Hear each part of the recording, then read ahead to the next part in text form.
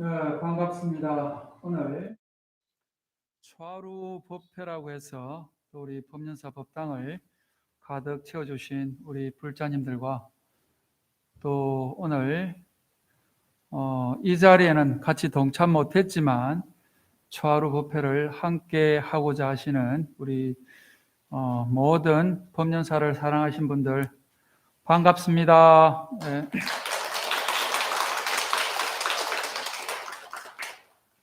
오늘 날이 너무 좋죠. 이렇게 날이 너무 좋은 날 우리가 법연사 법당에서 법연사에 모시고 있는 우리 삼존불과 또 네 4대 보살님들을 모시고 또 우리가 기도를 했습니다. 그리고 또 화엄성중을 또 우리가 외치면서 화엄성중님의 가피를 또 바라는 그런 기도를 했습니다.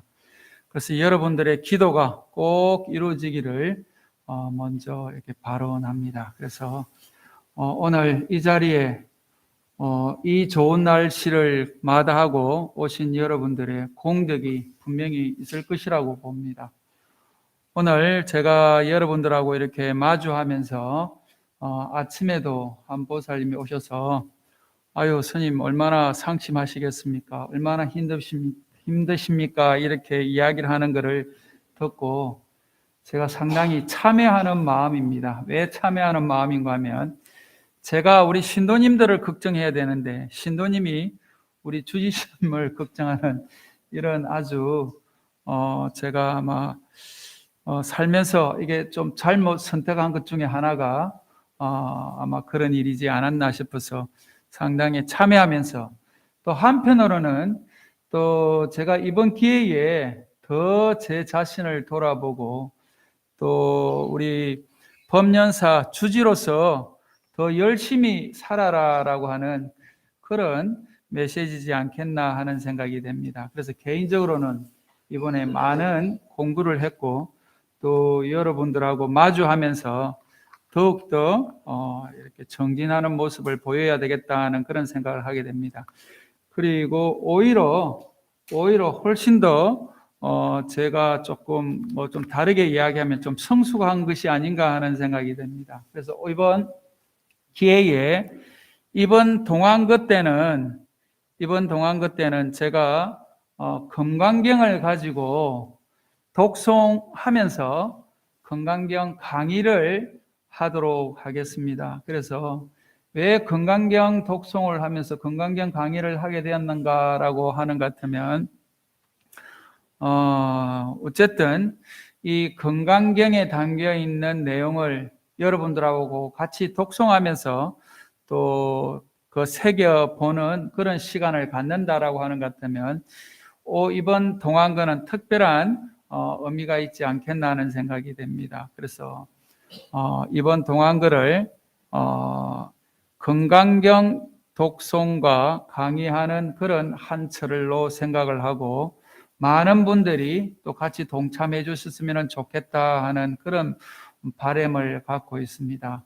우리가 오늘도 금강경을 독송하고 천수경을 독송하고 또 화엄경, 약창계를 또 우리가 이렇게 독송을 했습니다. 화엄경, 약창계만 하더라도 화엄경이 80화음이다, 40화음이다 하면서 엄청난 분량을 요렇게 몇 분 안에 이렇게 읽을 수 있을 정도로 요약해 놓은 것이 약창계입니다. 그래서 오늘 여러분들이 새 경전을 읽었다라고 이렇게 보면 여기 오신 보람이 아마 그 어떤 보람보다도 더 큰 보람이지 않겠나 하는 생각이 됩니다. 그런 면에서 이 독송하고 또 지금 우리가 경전을 가까이 하는 이유가 뭔가에 대해서 오늘 잠깐 말씀드리도록 하겠습니다. 이 지금 유마경 아촉불품에 보면은 경전을 읽는 사람의 이익이 어떤 것인가에 대해서 이렇게 나와 있습니다. 여러분들이 한번 들어보시기를 바랍니다. 이 경전을 듣는 모든 중생들 또한 지금과 똑같은 은혜를 입을 것이다. 하물며 들은 다음에 믿고 이해하며 받아 지니고 독송하며 해설하고 법답게 수행하는 사람은 말할 필요도 없다. 만약 이 경전을 손에 쥔 사람은 이미 법보의 창고를 얻게 되고, 만약 독송하고 그 뜻을 해석하고 설한 대로 수행하는 사람이 있다면 그는 수많은 부처님의 가호를 받게 될 것이다. 또 이 같은 사람을 공양하는 것은 곧 부처님을 공양하는 것이라고 마땅히 알아야 한다. 이 경전을 서사하여 지닌 사람이 있다면 마땅히 그 방 안에 열애가 있다고 알아야 한다. 만약 이 경전을 듣고 마음으로부터 기뻐하는 사람이 있다면 진정 일체지를 얻게 될 것이다. 만약 이 경전을 믿고 이해하여 한 구절의 사국에만이라도 남에게 설하여 들려주는 사람이 있다면 이 사람은 곧 안욕따라 삼약삼보리를 얻게 될 것이라고 수기를 받게 될 것이다. 이게 유마경에 나와 있는 지금 그 말씀입니다. 그런데 많이 들어본 것 같지 않습니까? 우리가 금강경을 읽을 때 늘 사국에만이라도 우리가 받아 지니고 읽고 외운다라고 하는 것 같으면 그 공덕이 무량할 것이다. 또 언젠가는 이 지금 깨달음을, 완전한 깨달음을 얻을 것이다 라고 이야기하는 것과 마찬가지로 이 유마경에도 경전을 우리가 읽고 독송하는 이유에 대해서 이렇게 이야기했습니다. 들어와서 앉으셔도 됩니다. 예, 편하게 앉으세요. 예, 예. 예. 그래서 이 경전을 말하자면은 독송하고 해설하고 그 다음에 법답게 수행하는 사람이 있다라고 이렇게 하는 것 같으면 이 사람들은 말 그대로 경전을 가지는 것만 하더라도 법의 창고를 갖고 있다라고 이야기를 하고요. 또 이 지금 경전이 읽고 외우고 지금 이렇게 수지 독송하는 이런 지금 상황에 있는 이곳이 바로 열애가 부처님이 같이 있는 곳이다라고 이렇게 이야기를 합니다. 그래서 오늘도 여러분들이 천수경과 금강경과 또 우리 화엄경을 읽는 그 순간이 내 혼자 있는 것이 아니고 부처님과 같이 있다라고 하는 그런 우리가 믿음을 가져야 되는 것이 이 경전에 근거하고 있습니다. 그래서 정말 금강경에 담겨 있는 그 말씀이 부처님의 직설이고 부처님의 바른 그런 법을 우리가 지금 듣고 있다라고 한다라고 하는 것 같으면 2600년 전에 부처님이 계셨던 것이 아니고 지금 이 자리에 법연사 법당에 우리 서가모니 부처님이 또 이 같이 자리하고 있다라고 하는 것 같으면 그 마음이 얼마나 환희롭겠습니까? 그래서 우리가 갖고 있는 이 모든 괴로움, 우리가 지금 바라는 이 모든 일들이 이 경전을 통해서 성취되고 또 경전을 통해서 이렇게 이루어진다라고 하는 그 믿음을 여러분들이 갖는다라고 하는 것 같으면 정말 그 공덕이 무량하다라고 이야기할 수가 있습니다. 제가 아침에 우리 현장 스님이 왔다 가셨는데 현장 스님께서 제가 금강경 독송을 이렇게 계속 하고 있고 앞으로도 하겠다라고 하니까 금강경 독송으로 아주 한 소식을 하고 도인으로 말씀을 드렸던 용학 스님 그 말씀을 해 주십니다. 용학 스님이 어떤 분이신가 하면요, 부처님께서 80에 돌아가셨다라고 하는데 80에 2월 8일 날 이렇게 돌아가셨거든요. 그랬는데 내가 80을 더 오래 산다라고 하는 것 같으면 오히려 부처님께 욕되는 일이다라고 하면서 나도 그날 갈란다라고 이렇게 하시는 분이 용학 스님입니다. 다시 말하면 죽음을 자유자재로 이렇게 맞이할 수 있는 이런 경지의 스님이 용학 스님이었습니다. 근데 그 용학 스님이 금강경 독송을 아주 오래 하셨답니다. 그러는데 그 금강경 독송을 엄청 하면서 해안이 열린 이 스님이 꿈만 꾸면 1년에 한 번씩 꿈을 꾸는데 꼭 그 어떤 절에 간다는 겁니다. 절에 가서 이게 찻을 대접받는 이런 꿈을 1년에 한 번씩 꾼다는 겁니다. 그래서 그 현판을 이렇게 보니까 수암사라고 하는 이게 절이 있는데 생전에 가본 것은 아니고 꿈속에 나타나는 그런 절을 이렇게 당신이 유심히 이렇게 꿈속에 있던 걸 기억하고 있었는데 어느 날 수암사에서 왔다라고 하는 그 스님이 있어서 자기가 꿈속에 봤던 그 수암사의 풍경과 지금 그 객으로 온 스님께 물어보니까 꿈에서 봤던 그 수암사가 실제 존재하는 수암사라고 이야기를 합니다. 그래서 어느 날 그 무슨 일이 있느냐라고 하니까 그래서 그 날짜를 그 온 스님이 이야기를 하기를 그 절에 창건하신 분의 제사를 모시는 날이다라고 이렇게 이야기를 하더랍니다. 그래서 이 용학 스님의 전생에 내가 그 절 창건주였구나라고 하는 것을 이렇게 알게 되었다는 거죠. 그래서 내가 그 전생에 그 절 창건주로 있을 때 어떤 원을 세웠는가라고 그 이야기를 들어보니까 그 절 창건주가 8만 대장경을 이렇게 영인을 해서 말하자면은 대장경을 이렇게 복사를 해서 이렇게 많이 나누어 주는 것을 원력으로 삼았다라고 이렇게 이야기를 하고 금강경 독송을 엄청 오래 했다라고 이런 이야기를 하더랍니다.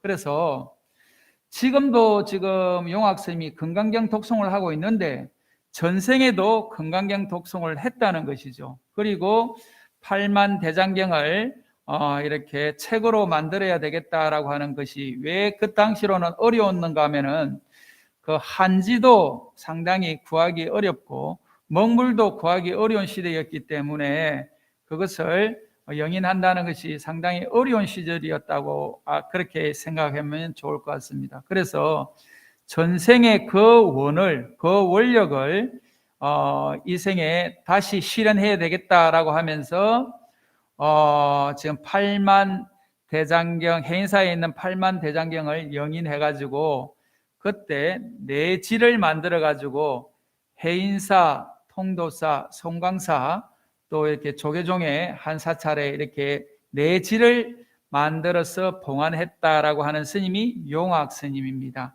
다시 말해서 지금 여러분들이 독송하고 있는 이 금강경, 또 법화경, 유마경, 여러 지금 지장경이 지금 이 생에서 끝나는 것이 아니고 이 섭이, 이 지금 여러분들의 그게 계속 쌓여서 다음 생애로 이어진다라고 하는 것 같으면 다음 생에는 훨씬 더 공부하기가 더 쉬워지고 또 살아가기가 훨씬 더 쉬워지지 않겠나 하는 생각이 됩니다. 그래서 용학 스님도 마찬가지로 그런 원력을 실현하면서 마지막 돌아가실 때 2월 8일이 됐는데도 용학 스님이 그 도량을 왔다 갔다 하니까 그 용학 스님한테 뭐라고 대중이 이야기했는가 하면 지난번에 2월 8일 날 부처님 열반인 날 돌아가신다고 하지 않았냐? 그래 지금 그래 이야기했는데 내가 지금 가려고 준비를 하고 있는 중이다. 열반종을 쳐라. 그렇게 하면서 열반종을 치게 하고요. 스님이 앉아서 자탈 임망했다라고 이야기를 합니다. 근데 이 이야기가 전설 같은 이야기가 아니고 이것을 보신 분이 지금 그 통도사 구화 스님이라고 그럽니다.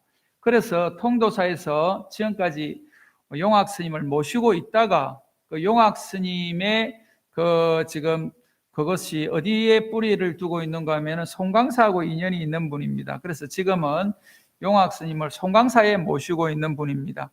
이런 분들이 실제로 있었기 때문에 불교가 지금까지도 이렇게 전해져 오는 것이 아닌가 하는 생각이 됩니다. 그래서 이번 동안거 때는 이런 건강경 독송과 강의를 제가 좀 신심 있게 하기 위해서 여러분과 같이 동안거를 잘 보내도록 하겠습니다.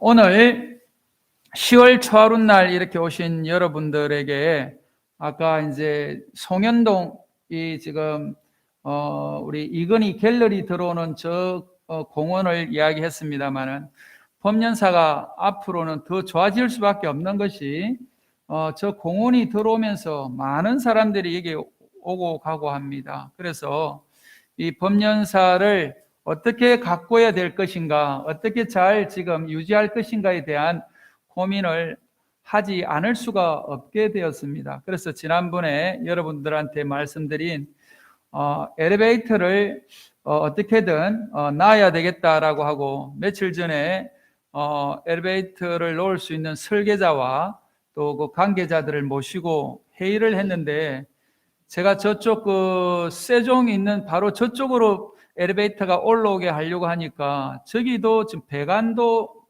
문제가 되고 또 공간도 문제가 되고 또 지금 저 옆으로 또 들어오게 하려고 하니까 그것도 문제가 되고 그래서 지금 몇 군데를 지금 보고 있습니다. 그 다음 저쪽 뒤쪽에서 엘리베이터를 만들면 어떻겠냐라고 하는데 그렇게 되면 동선이 길어서 대웅전 들어오기가 또 좀 불편할 것 같고 해서 지금 어디에 놓는 것이 가장 이상적인지에 대해서 지금 논의를 하고 있는 중입니다. 그래서 제가 중간중간 보고를 드리고 또 여러분과 같이 이 법연사를 어떻게 하면 우리 대에서 끝나는 것이 아니고 우리 후손들 또 우리 후손들이 이 법연사를 중심으로 부처님의 가르침을 배우고 우리 삶의 고뇌를 다 벗어나는 이런 도량이 되도록 우리가 지금 잘 가꿔야 되지 않겠나 하는 그런 발언을 다 같이 했으면 좋겠습니다. 그래서 이 법연사가 잘 되는 길이 여러분이 잘 되는 길이고 여러분이 잘 돼야지 또 법연사가 잘 되지 않겠나 하는 생각이 됩니다. 그래서 코로나가 지금 뭐 다 감기처럼 이렇게 생각되는 부분도 있지만 또 얼마 전에 제가 만난 분은 코로나 때문에 엄청 힘들었다라고 합니다.